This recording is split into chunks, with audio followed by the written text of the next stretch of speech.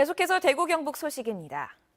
경찰이 오늘 경북 성주군 사드기지 앞에서 격렬하게 저항하는 사드 반대단체와 주민들을 강제 해산하면서 부상자가 속출했습니다. 결국 공사 자재와 장비는 기지 내로 반입됐지만 성주 사드기지 충돌의 불씨는 남아있습니다. 박재영 기자가 취재했습니다. 오늘 오전 8시 10분쯤 팽팽한 긴장감 속에 경찰 3천여 명과 사드 반대단체, 주민 200여 명과의 몸싸움이 시작됐습니다. 작심한 듯 작전을 펼친 경찰과 배수진을 친 주민들이 한데 뒤엉키면서 부상자가 속출했습니다. 거침없는 경찰의 진압에 주민들이 하나 둘 끌려 나오며 발버둥을 쳐보지만 소용이 없습니다.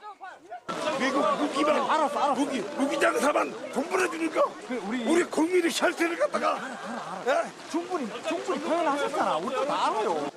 플라스틱 관에 팔을 넣어 서로를 잇는 방식으로 스크럼을 짜고 그물망으로 한데 묶는 방식도 소용이 없었습니다. 들어가 있는 사드 이제 배치할 필요 없는 거 아닙니까?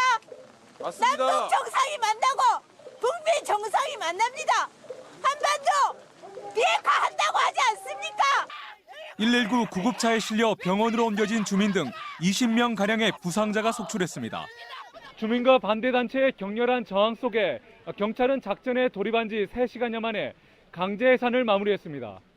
국방부는 경찰이 진밭교를 포함한 사드 기지 입구 도로를 장악하자 곧바로 인력과 자재, 장비를 실은 덤프트럭 14대를 포함해 22대의 차량을 사드 기지에 반입했습니다.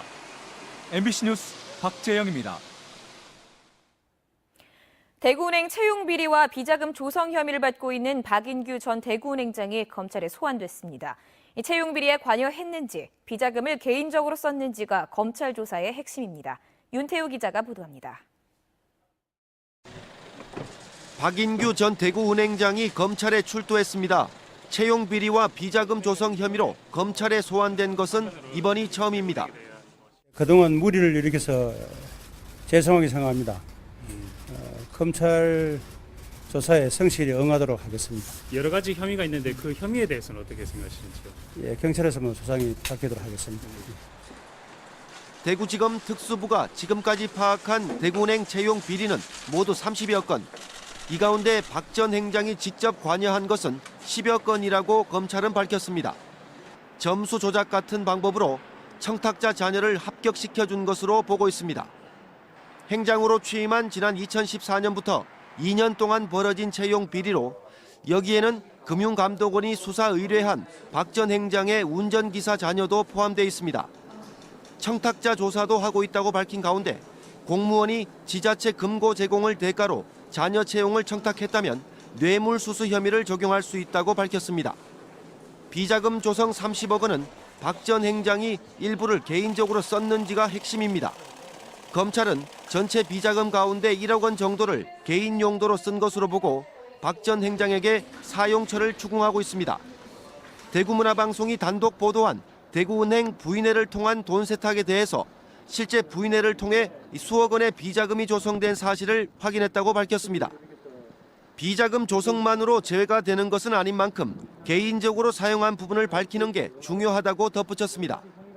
검찰은 가급적 이번 소환으로 박 전 행장에 대한 조사를 마칠 계획이지만 필요하다면 한 차례 더 소환하겠다는 입장입니다.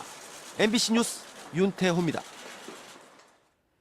집단 식중독 사고가 난 구미의 초등학교 2곳은 오늘도 급식을 중단하고 단축 수업을 했습니다.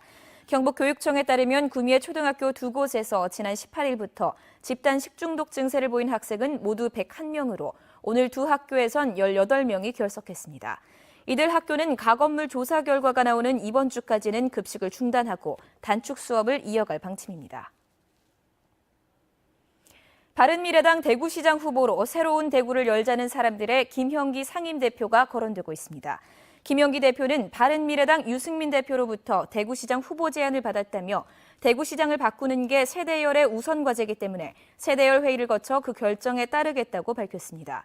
현재 더불어민주당은 임대윤 후보, 자유한국당은 권영진 후보를 확정해 김형기 대표가 후보로 나설 경우 대구시장 선거는 3파전으로 치러질 전망입니다.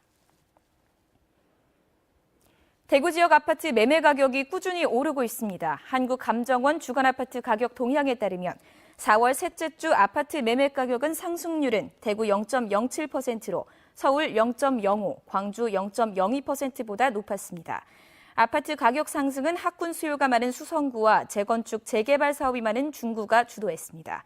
전국의 평균 아파트 가격은 3월 마지막 주부터 하락세가 이어지고 있습니다.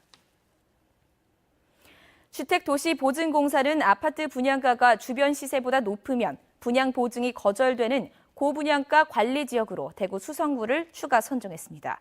고분양가 관리지역은 고분양가 영향이 다른 지역으로 퍼진 뒤 주택시장 상황이 갑자기 나빠지면 대규모 미계약 미입주 사태가 발생할 수 있어 이를 대응하고 보증 리스크를 관리하기 위한 제도입니다.